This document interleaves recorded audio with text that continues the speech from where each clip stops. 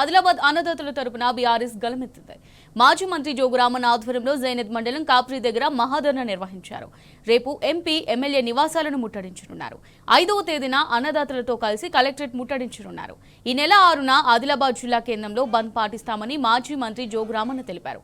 సర్కారుపై ఒత్తిడి పెంచేందుకు వివిధ రూపాల్లో నిరసన కార్యక్రమాలు చేపడతామన్నారు. సోయాబీన్, మొక్కజొన్న, పత్తి కొనుగోలుపై కేంద్ర రాష్ట్ర ప్రభుత్వాలు నిర్లక్ష్యంగా వ్యవహరిస్తున్నాయని మండిపడ్డారు.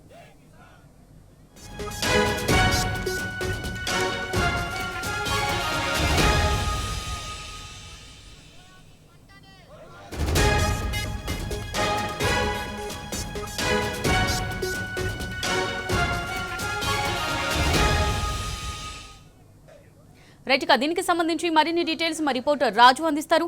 రాజు, మరి అన్నదాతల తరపున బీఆర్ఎస్ సపోర్ట్ చేస్తున్నట్టుగా తెలుస్తుంది. మాజీ మంత్రి జోగురామన్న ఆధ్వర్యంలో జైనద్ మండలం కాప్రీ దగ్గర మహాధర్నా నిర్వహిస్తున్నారు. రేపు కూడా ఎంపీ ఎమ్మెల్యే నివాసాలను ముట్టడించనున్నారు. మరి దీనికి సంబంధించి పూర్తి డీటెయిల్స్ ఏ విధంగా ఉన్నాయి రాజు? అమూల్య, ఆదిలాబాద్ జిల్లా రైతాంగం ఎదుర్కొంటున్న సమస్యలపై బీఆర్ఎస్ పార్టీ పోరుబాట పట్టింది. కేంద్ర రాష్ట్ర ప్రభుత్వాలు రైతులు పండించిన పంటను కొనుగోలు చేయడం చేస్తున్న నిర్లక్ష్యాన్ని వ్యతిరేకిస్తూ వివిధ రూపాలలో నిరసనకు శ్రీకారం చుట్టింది. 5 రోజుల పాటు ఆందోళనలు చేపట్టేందుకు బీఆర్ఎస్ పార్టీ నగడుం బిగించింది.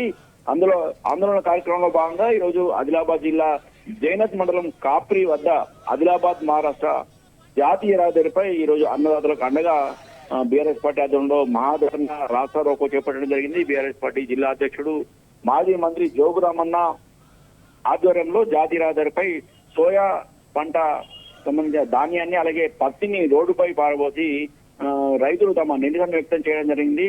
దాదాపు 3 గంటల పాటు ఈ మహాధర్నా రాస్తారోకో జాతీయ రహదారిపై చేపట్టడం జరిగింది. దీంతో ఇరువైపులా ఆదిలాబాద్ మహారాష్ట్ర జాతీయ రహదారిపై కిలోమీటర్ల మేర ట్రాఫిక్ స్తంభించింది. 2 నెలలుగా కూడా రైతులు పంటను అమ్ముకునేందుకు జిల్లాలో పడరాని పాటు పడుతున్నారని ఈ సందర్భంగా కేంద్ర రాష్ట్ర ప్రభుత్వాల వైఖరిపై జోగురామన్న తీవ్రంగా ఆగ్రహం వ్యక్తం చేయడం జరిగింది. బీజేపీకి చెందిన ఆదిలాబాద్ ఎంపీ నగేష్ అలాగే స్థానిక బీజేపీకి చెందిన ఎమ్మెల్యే పాయల్ శంకర్ ఓవైపు రైతులు ఇబ్బంది పడుతుంటే ఏం చేస్తున్నారని జోగురామన్న ప్రశ్నించడం జరిగింది. రైతుల సమస్యలు పట్టని ఎంపీ ఎమ్మెల్యేలు తమ పదవులకు వెంటనే రాజీనామా చేయాలని సందర్భంగా జోగురామన్ డిమాండ్ చేశారు. సోయా పంట కొనుగోలు వెంటనే ప్రారంభించాలని, లేని పక్షంలో తమ ఆందోళన మాత్రం బీఆర్ఎస్ పార్టీ పక్షాన అన్నదాతలకు అండగా నిరంతరం కొనసాగుతుందని పేర్కొన్నారు. ప్రస్తుతానికైతే సోయా కొనుగోలు వెంటనే ప్రారంభించాలని, అలాగే నాణ్యతతో సంబంధం లేకుండా వెంటనే సోయా కొనుగోలును చేపట్టాలని, లేని పక్షంలో తమ ఆందోళన మాత్రం యథావిధిగా కొనసాగుతాయని హెచ్చరించారు. ఇప్పటికే రైతులు పత్తి రైతులు కూడా ఈ సంవత్సరం కాంగ్రెస్ ప్రభుత్వ పాలనలో ఎన్నో ఇబ్బందులు ఎదుర్కొన్నారని, ఆ తర్వాత అమ్ముకునేందుకు నానా కష్టాలు పడాల్సి వస్తుందని, మొక్కజొన్న పంట కూడా అమ్ముకోలేక రైతులు ఇబ్బందులు ఎదుర్కొంటున్నారని, అర్ధాంతరంగా ఈ మార్కెట్ ఆధ్వర్యంలో ఏర్పాటు చేసిన నెల రోజుల కిందనే అర్ధాంతరంగా కొనుగోలు నిలిపివేయడంతో పాటు నాణ్యత పేరుతో కొనుగోలు చేసిన ధాన్యాన్ని సైతం, సోయా పంటను సైతం అలాగే మొక్కజొన్న పంటను కూడా నెల రోజుల తర్వాత తిప్పి పంపడం పట్ల కూడా ఆగ్రహం వ్యక్తం జరిగింది. ఇప్పటికే జిల్లాలో అఖిలపక్షం ఆధ్వర్యంలో గత నెలలో జాతీయ రహదారి హైదరాబాద్ నాగ్పూర్ జాతీయ రహదారిపై ధర్నా అలాగే రాస్తా రోకో చేపట్టడం జరిగిందని, అలాగే జిల్లాలో వివిధ రూపాలలో ఇటు రైతులతో పాటు అఖిలపక్షం ఆధ్వర్యంలో బీఆర్ఎస్ పార్టీ ఆధ్వర్యంలో ధర్నాలు, రాస్తా రోకోలు, బంద్లు చేపట్టడం జరిగిన ప్రభుత్వం ఏమాత్రం పట్టించుకోవడం పట్ల ఆగ్రహం వ్యక్తం చేయడం జరిగింది. ఈ రోజు 3 గంటల పాటు ధర్నా చేపట్టి రైతులకు అండగా నిలిచామని, రేపు స్థానిక ఎంపీ ఎమ్మెల్యే ఇళ్లను ముట్టడిస్తామని, 5వ తేదీన జిల్లా కలెక్టర్ కార్యాలయాన్ని ముట్టడిస్తామని, 6వ తేదీన జిల్లా కేంద్రంలో బంద్ను పాటిస్తున్నామని ఈ సందర్భంగా జోగురామన్న ఆందోళన కార్యక్రమం వివరించడం జరిగింది. ఇప్పటికైనా కేంద్ర రాష్ట్ర ప్రభుత్వాలు ఒకరిపై ఒకరు ఆరోపణలు చేసుకోకుండా రైతుల సమస్యలను పట్టించుకోవాలని సందర్భంగా జోగురామన్న ప్రధానంగా డిమాండ్ చేయడం జరిగింది. ఇప్పటికే జిల్లాలో గత వారం రోజుల క్రితం కేంద్ర మంత్రి కిషన్ రెడ్డి పర్యటించినప్పుడు, అలాగే ఇటు జిల్లా ఇన్ఛార్జి మంత్రి జూపల్లి కృష్ణారావు పర్యటించినప్పుడు సైతం అఖిలపక్షం ఆధ్వర్యంలో అలాగే బీఆర్ఎస్ పార్టీ పక్షాన రైతులకు సంబంధించిన సమస్యలను పరిష్కరించాలని, రైతులు ఎదుర్కొంటున్న ఇబ్బందులను కేంద్ర మంత్రి దృష్టికి అలాగే ఇన్ఛార్జి మంత్రి జూపల్లి కృష్ణరావు దృష్టికి తీసుకెళ్లినా కేవలం 2 రోజుల్లోనే సమస్య పరిష్కరిస్తామని చెప్పి వారం రోజులు గడుస్తున్నా ఇప్పటి కూడా ఎలాంటి కేంద్ర ప్రభుత్వం నుంచి కానీ ఇటు రాష్ట్ర ప్రభుత్వం నుంచి ఎలాంటి ప్రకటన రాలేదని ఇప్పటికే బీఆర్ఎస్ పార్టీ చెందిన ఎమ్మెల్యేలు జిల్లాలో రైతులు ఎదుర్కొంటున్న సమస్యలను అసెంబ్లీలో సభ దృష్టికి తీసుకురావడం జరిగిందని, ఇప్పటికైనా కేంద్ర ప్రభుత్వం రాష్ట్ర ప్రభుత్వాలు వెంటనే ఈ సమస్యకు పరిష్కరించాలని లేని పక్షంలో మాత్రం తమ ఆందోళన మాత్రం యథావిధిగా కొనసాగుతుందని, సమస్యలు పూర్తి స్థాయిలో రైతులకు సంబంధించిన సమస్యలు పూర్తి స్థాయిలో పరిష్కరించే వరకు కూడా బీఆర్ఎస్ పార్టీ అనాథలకు అండగా నిలిచి ఉద్యమాలు చేపడుతుందని సందర్భంగా జోగురామన్ హెచ్చరించారు.